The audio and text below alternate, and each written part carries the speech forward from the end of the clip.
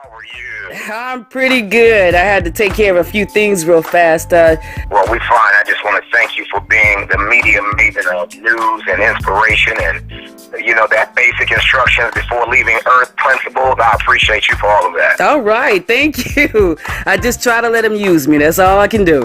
Absolutely. Absolutely. It's no better to be used by than the creator. Oh, man. Amen to that. So let's get into the interview real fast because I know you have a lot that you got going on right now, so I don't want to take up too much of your time. And you're awesome because I just flew in on a red eye from Reno, Nevada from an awesome conference. And so whenever you're ready, we can rock and roll. And once again, I just want to appreciate you, sister. And let me just say this to you. Each day, because of your schedule, make time to release, relax, and restore. Amen. Yes, got to. All right. God is in the midst. So let's go ahead and keep growing. All right. So tell me a little bit about yourself and what got you into the career field that you're currently in today. Well, my name, once again, is Mr. Keith L. Brown, Mr. I'm Possible. And I sincerely believe that with him possible, meaning my Lord and Savior, I'm possible. I'm a former special ed student. I was labeled special ed. I was labeled at risk. I was labeled a potential menace to society, but God taught me, my family taught me I was not special ed, but I was special. I was not at risk, but I would take risks. And I'm not a menace to society, but I would dwell amongst men and women who would face society. And so that prophecy came true as I am an internationally known professional speaker and the chief messenger of 2020 Enterprises. Wow, that is absolutely awesome.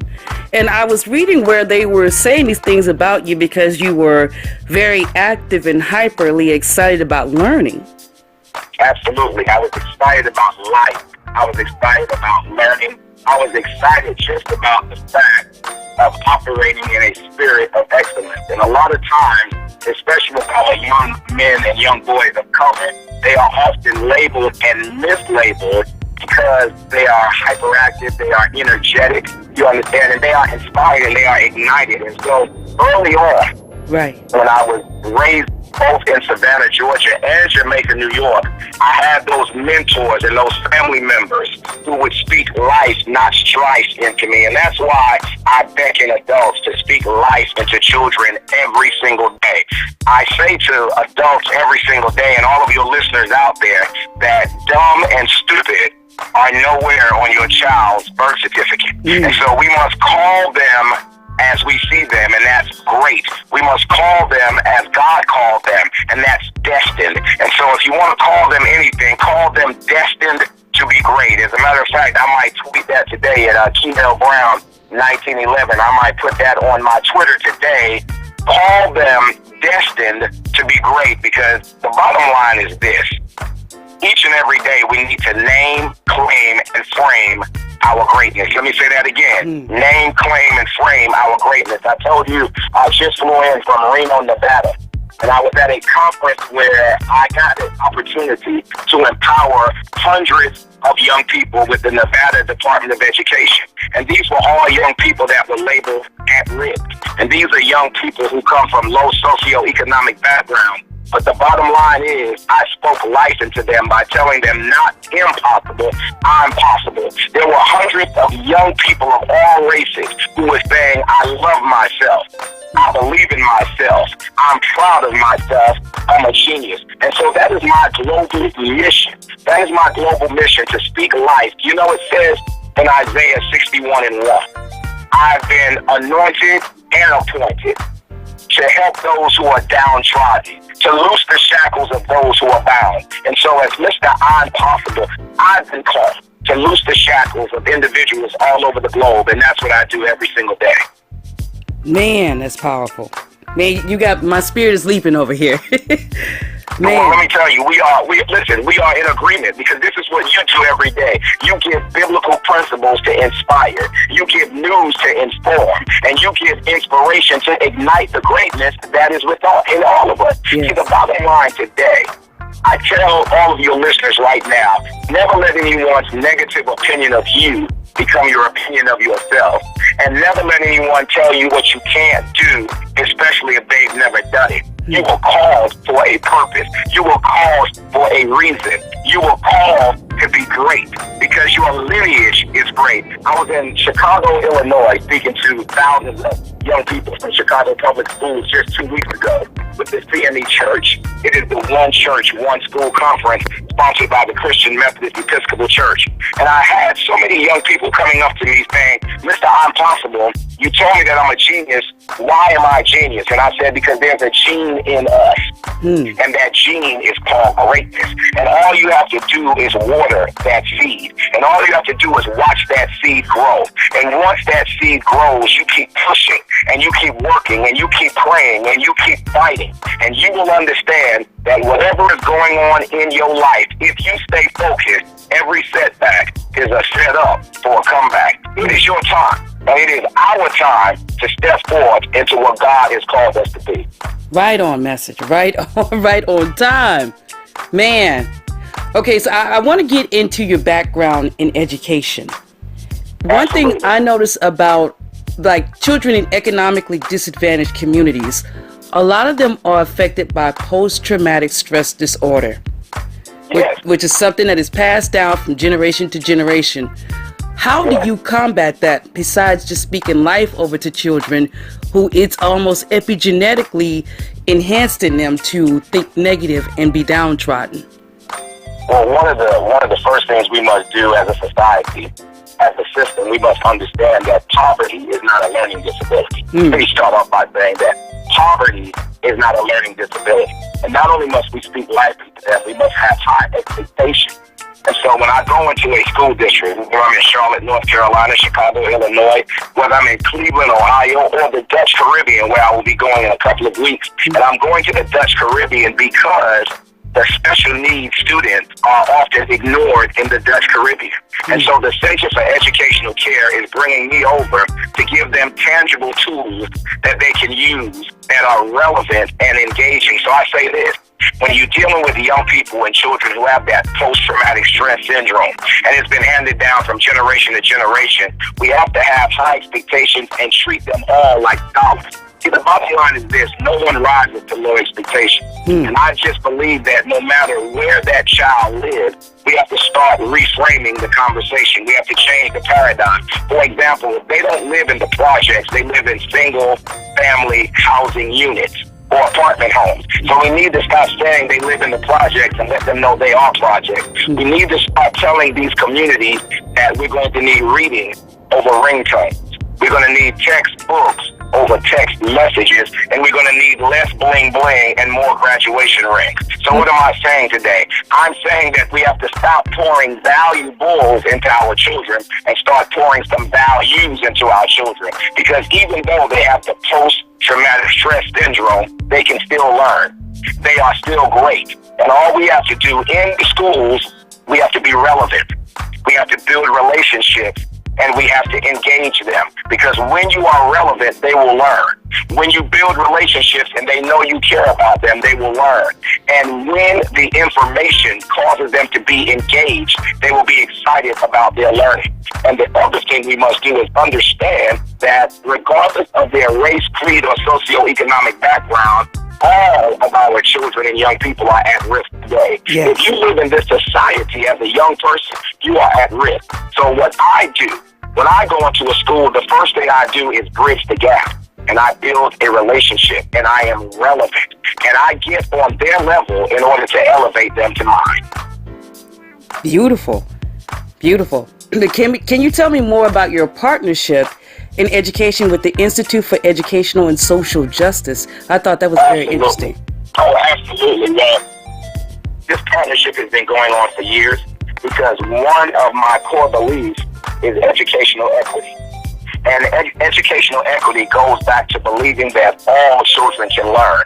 And for example, I might go into a high school in Charlotte, North Carolina, and I see where it's a predominantly African-American school, and I see all of the athletic banners all over the gymnasium. And I believe if we are going to hang the athletic banners all over the gymnasium, we need to hang all of the academic awards all over the front of the building. See, we can't just force our young people to believe that they are just physically talented. No, they're not just physically talented. And I'm a huge sports fan, but we have to stop making our children and young people feel as if the only area they are gifted in is sport and entertainment. No, you are gifted mentally.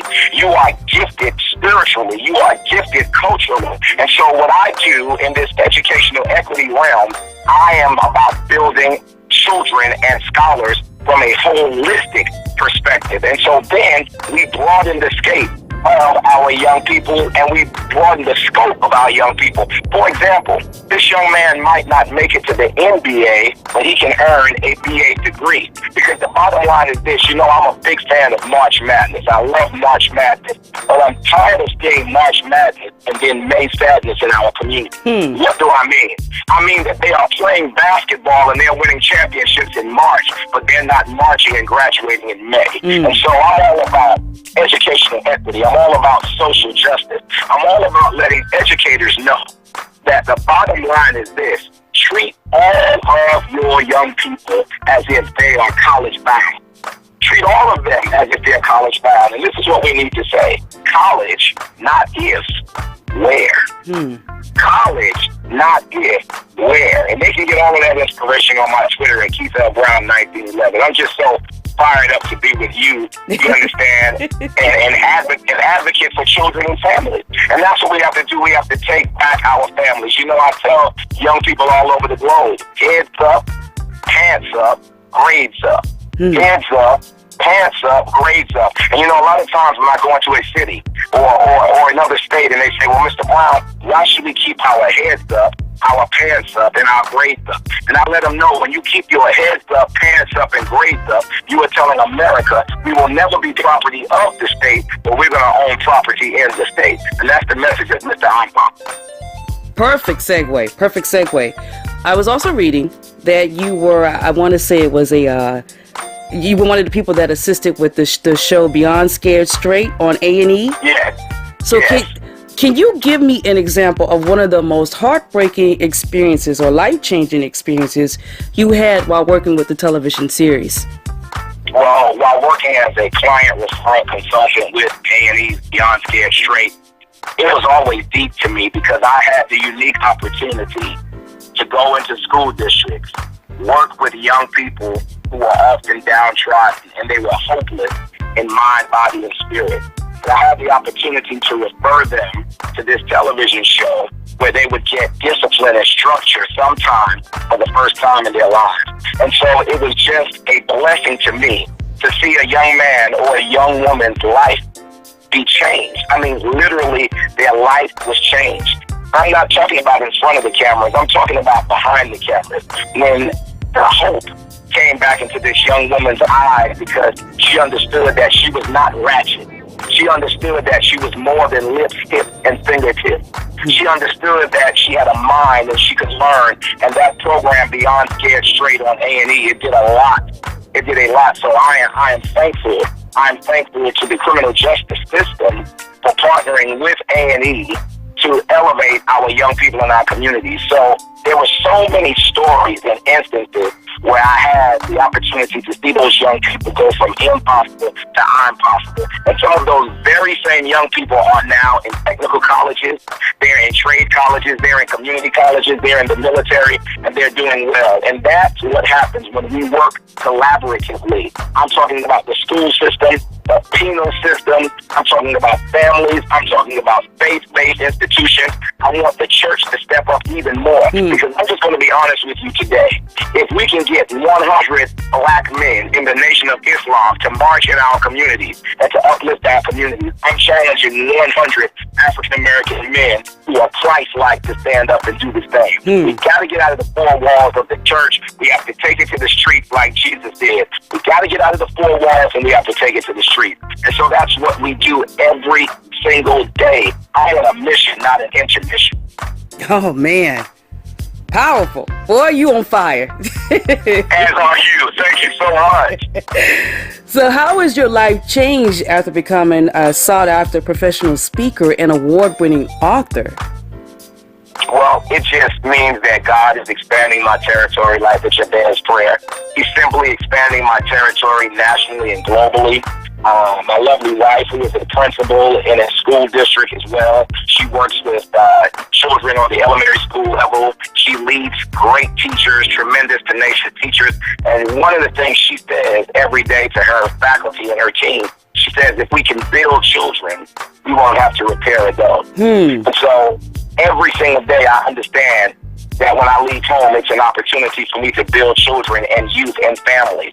It is an opportunity for me to show my own 21-year-old son, who is at the Savannah State University, my alma mater, and we call him Attorney Keon J. Brown. And yes, he is in college, but we call him Attorney because we name it, claim it, and frank it. And so once again, I start with high expectations in my own home, in my own family, and God has just favored me to be able to be a servant leader all across the planet.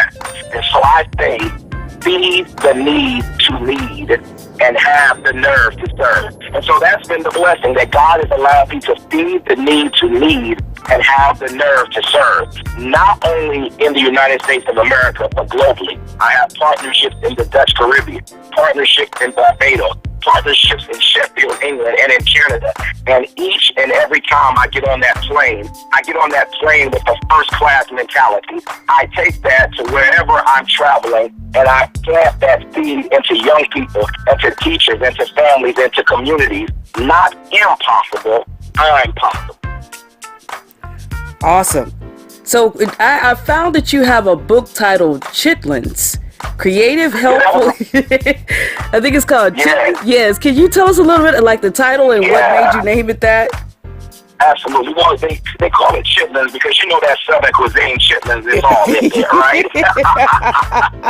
But this was my first book, 2002, Creative, Helpful, Intuitive Thought, Lifting Individuals Naturally Seeking. And it was about family empowerment. It was about economic empowerment, academic success, life skills, and leadership. So it was all written in order to build families and to build legacy. That was in 2002.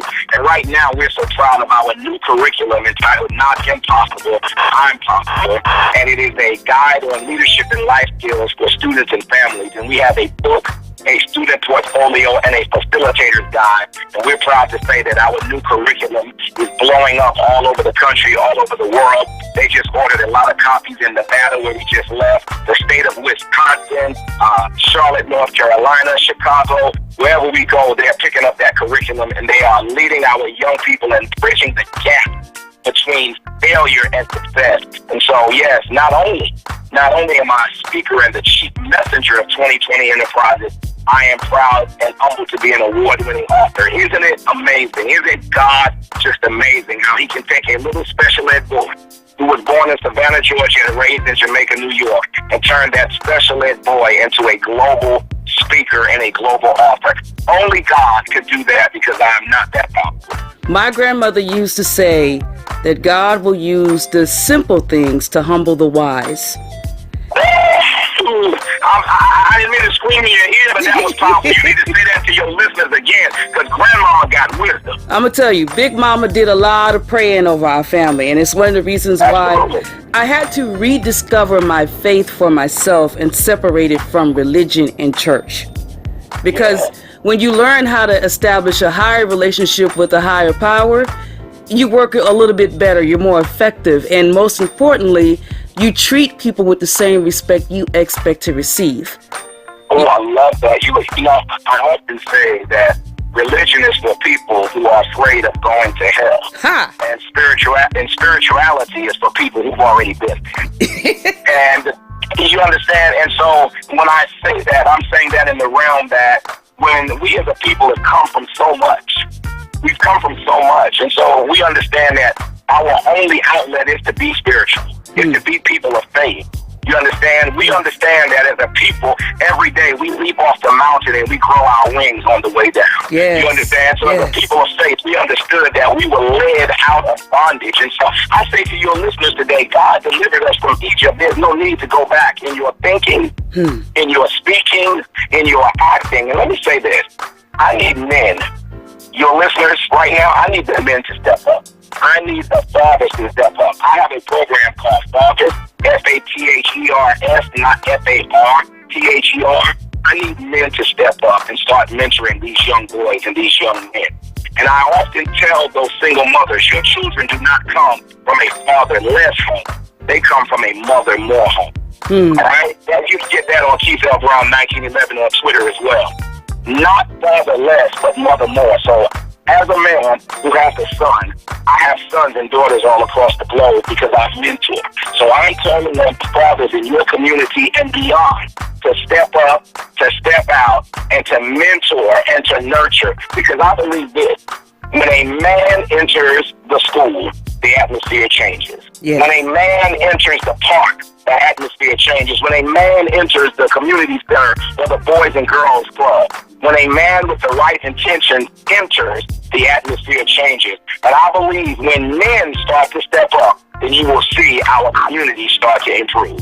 And that's one of the things I think a lot of our brothers don't understand about themselves is the power that they have. And when they use it for the good of the community, and then you infuse that with the feminine power of women who want to love and nurture, our community would be impeccable if we work together.